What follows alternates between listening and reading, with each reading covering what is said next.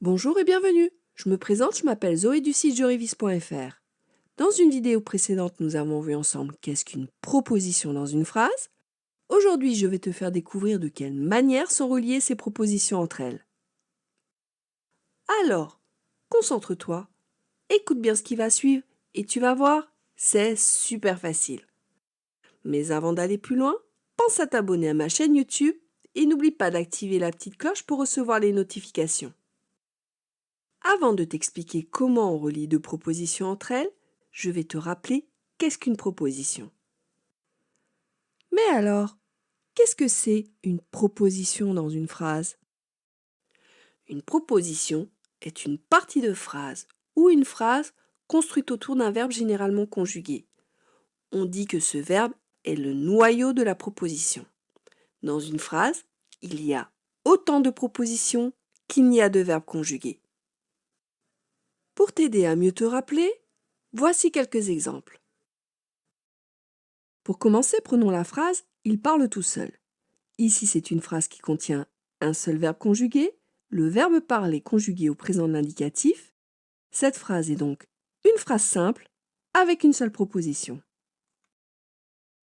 Prenons à présent la phrase « il parle beaucoup quand il boit ». Ici, c'est une phrase qui contient deux verbes conjugués, le verbe parler et le verbe boire. Cette phrase est donc une phrase complexe avec deux propositions. Si tu as besoin de plus d'explications, je t'invite à revoir la vidéo sur la proposition. Pour cela, il te suffit simplement de cliquer sur le lien qui est dans la description de la vidéo. Mais alors, comment fait-on pour relier deux propositions entre elles? En fait, c'est très facile. En français, il existe plusieurs manières pour relier deux propositions entre elles. Pour cela, on peut utiliser un signe de ponctuation, une virgule, un point-virgule ou deux points. On dit alors que ces propositions sont juxtaposées. On peut également utiliser une conjonction de coordination, mais où est donc ornicar? On dit alors que les propositions sont coordonnées.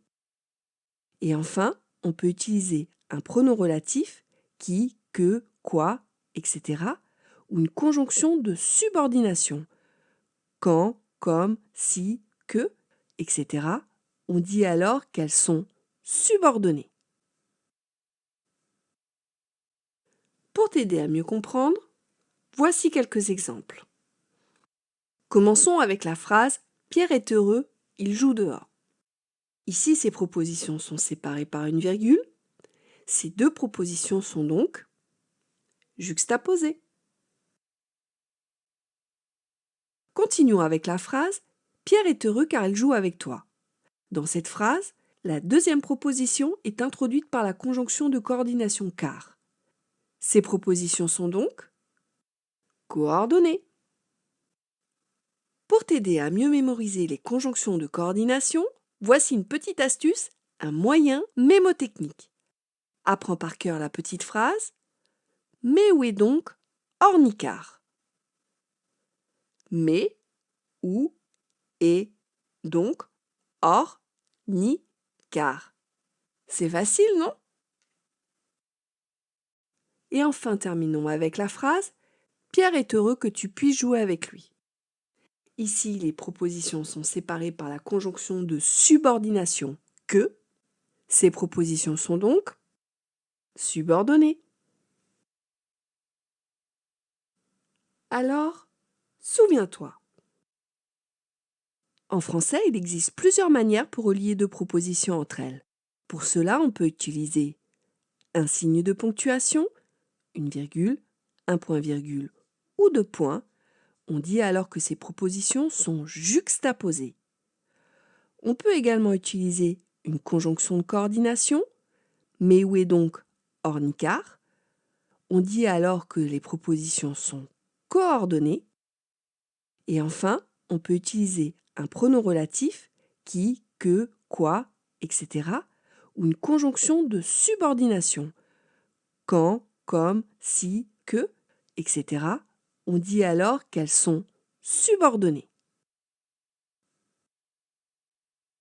Maintenant, tu sais de quelle manière sont reliées les propositions entre elles. Alors, N'hésite pas à venir t'entraîner sur le site jerévise.fr. Tu pourras y télécharger gratuitement les fiches de cours et d'exercices. Et si tu as aimé cette vidéo, clique sur j'aime et partage-la avec tes amis. Et à présent, je te propose d'étudier une autre leçon de français avec moi. Et pour ça, c'est très facile. Il te suffit simplement de cliquer sur le lien qui est sur cette vidéo. Et sinon, je te dis à bientôt pour une autre leçon.